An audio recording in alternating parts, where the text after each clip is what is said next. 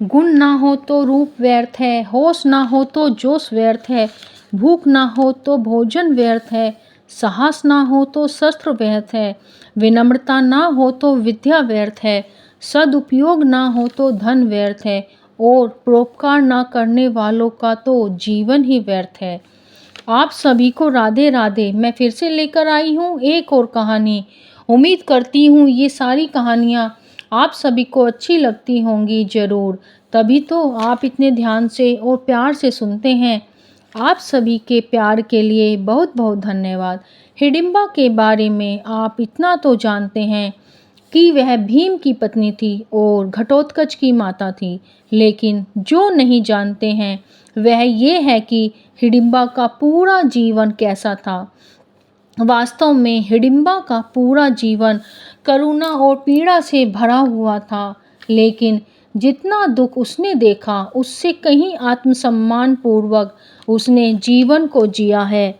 जब भगवान कृष्ण के सामने वह मृत्यु को गले लगाने जा रही थी तो उसके चेहरे पर वही आत्मसम्मान का गर्व झलक रहा था। तो क्या है हिडिंबा के जीवन की पूरी कहानी?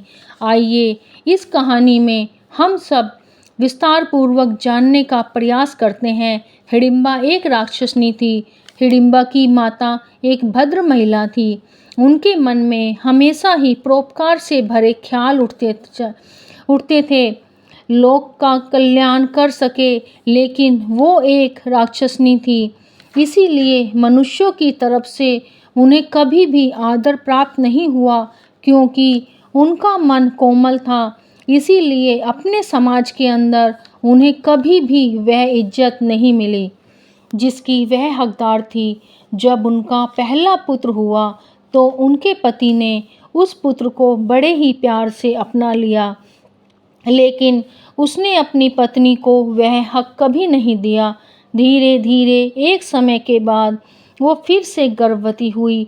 उन्होंने ज्योतिषियों से पता लगाया तो उन्हें बताया कि आपके गर्भ में एक बालिका का आगमन हुआ है। माता ये सुनकर बड़ी प्रसन्न हुई।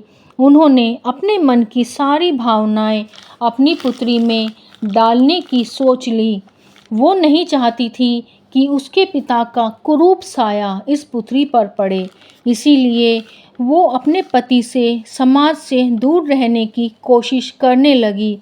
जब गर्भ पूरा हुआ और जन्म देने का समय आया तो हिडिंबा की माँ ने एक ऐसी जगह ढूंढी जहाँ पर कोई न आ सके, इसीलिए वो एक ऐसे घने जंगल में चली गई जहाँ किसी राक्षस का साया भी ना पड़े, जिसका प्रभाव इसके जीवन पर या पहली ही नज़र का भाव ना पड़ सके।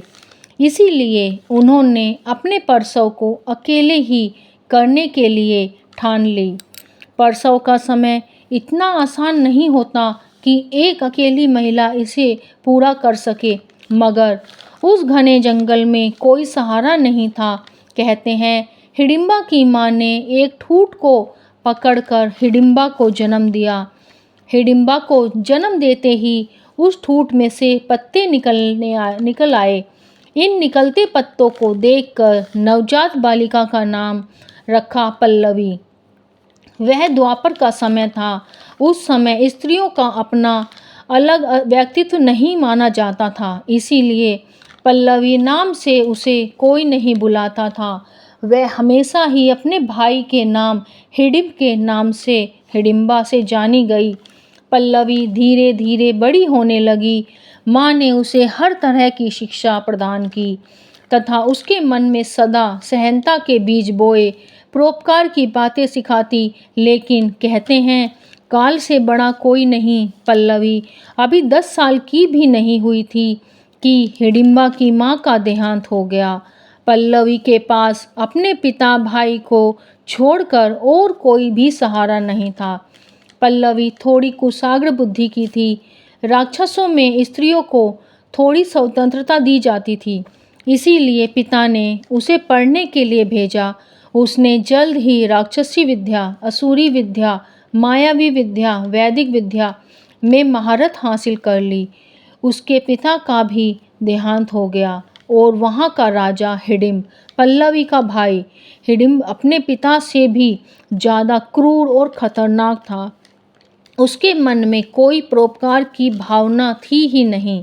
मनुष्यों से तो नफरत करता था वो, उन्हें खा डालता था कच्चा। ये सब देखकर पल्लवी का मन घृणा से भर जाता था। वो अपने भाई को समझाने की कोशिश करती, मगर उसका भाई उसकी एक ना सुनता था। वह वहाँ का राजा था और वह एक स्त्री, लेकिन उसका भाई उसको भी नहीं रोकता था, क्योंकि पल्लवी सारी विद्याओं में इतनी तेज थी कि अपने राज्य को चलाने के लिए उसका भाई उसकी मदद चाहता था। वह पल्लवी की कठोर बातों को सुनकर सह जाता था। ऐसे ही वक्त बीतता रहा। हिडिंब क्रूर और क्रूर होता गया। पल्लवी को समाज हिडिंबा के नाम से जानने लगा। उसे ये नाम पसंद नहीं था। एक दिन उसके भाई ने उसे खबर दी कि 5 हट्टे कट्टे नौजवान एक बूढ़ी स्त्री के साथ इस वन में आए हैं। ये मनुष्य बड़े समय के बाद हमारे वन में आए हैं। मैं चाहता हूँ कि उन्हें एक एक करके खाऊं। मायावी विद्या द्वारा तुम उन्हें एक एक करके मेरे पास लाओ। हिडिंबा के पास अपने भाई की बातें मानने के अलावा कोई और चारा नहीं था, लेकिन उस दिन उसने अपने भाई को मना कर दिया। कहा कि ऐसा कोई काम नहीं करूँगी, खाना है तो तुम जाना, कैसे खाओगे।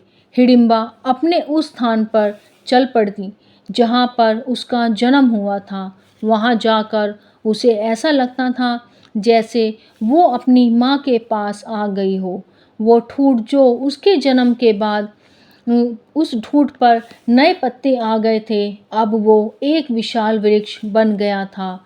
उस शाम जब वो वहाँ पर पहुँची तो क्या देखती है, 5 पुरुष और एक बूढ़ी स्त्री वहाँ पर विश्राम कर रहे हैं। 4 पुरुष और वृद्धा स्त्री सोए हैं और एक हट्टा कट्टा पुरुष उनकी रखवाली कर रहा है। हिडिंबा ये सब देखकर गुस्से से भर गई। वो पेड़ उसे माता के समान प्रिय था। वो नहीं चाहती थी कि उसकी छाया में कोई और बैठे। वैसे भी वो एक एकांत जगह थी जो कि राजकुमारी को प्रिय थी, इसीलिए कोई राक्षस वहाँ जाने की हिम्मत नहीं करता था। आप लोग समझ गए होंगे मैं 5 पांडवों की बात कर रही हूँ और वो स्त्री कुंती थी। वो लाक्षागृह की आग से बचकर इस वन तक पहुँचे थे। अब तक द्रौपदी स्वयंवर नहीं हुआ था। भीम पहरे पर बैठे थे। बाकी चारों भाई और माता सो रही थीं, क्योंकि भीम के रहते उन्हें किस बात का डर था।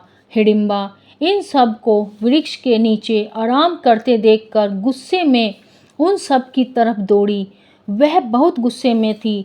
सो रहे चारों भाई और कुंती की तरफ जैसे ही बढ़ी तो हिडिंबा के सामने शिला की तरह भीम सामने आ गए। भीम ने उसे पकड़कर एक वृक्ष की तरफ बढ़े। भीम ने उसे कठोरता से पकड़ा हुआ था।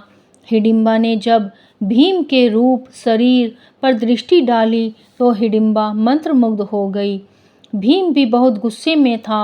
हिडिंबा भीम से पहली नज़र में प्यार कर बैठी। भीम हिडिंबा को दूर लेकर गए ताकि उनके भाइयों और माँ की नींद खराब ना हो।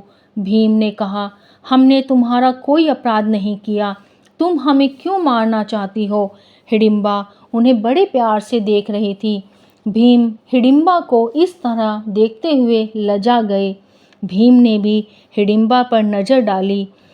वो राक्षसनी थी, मगर उसका रूप एक अप्सरा से कम नहीं था। उसका यौवन अभी ताज़ा ही था। भीम उसे देखकर मोहित हो रहे थे, मगर गुस्सा भी था कि यह स्त्री हमें बिना कारण क्यों मारना चाहती है। जब भीम ने हिडिंबा से कठोरता से पूछा तो हिडिंबा ने पूरी कहानी बता दी। वह बोली, ये मेरा पसंदीदा स्थान है, मेरे स्थान पर कोई और बैठे मैं कैसे सहन करूँगी। भीम ने कहा, ये एक वन है, वन किसी एक का नहीं है, ये वन सबका होता है। हिडिंबा ने कहा, वन मेरा नहीं है, मगर मेरी माँ की यादें इस स्थान से जुड़ी हुई हैं, इसीलिए गुस्से से भर गई। क्या आप लोग ही वो 5 प्राणी हैं जिसकी बात मेरा भाई कर रहा था? भीम ने कहा, तुम्हारा भाई कौन है? मेरा नाम हिडिंबा है। मेरे भाई का नाम हिडिंब है। भीम बोला, अच्छा, तुम राक्षस हिडिंब की बहन हो, तो तुम भी उसकी तरह क्रूप होंगी। वो बोली, मेरा भाई अलग है और मैं अलग, हम दोनों बहुत अलग हैं। जीवन में धोखा खाना भी बहुत ज़रूरी है, क्योंकि चलना माँ बाप सिखा देते हैं, लेकिन संभलना खुद ही सीखना पड़ता है। अगर आपको ये कहानी अच्छी लगे तो कमेंट में राधे राधे ज़रूर लिखना, लाइक सब्सक्राइब करना अगर अच्छी लगे तो। पार्ट 2 हम कल की कहानी में बोलेंगे।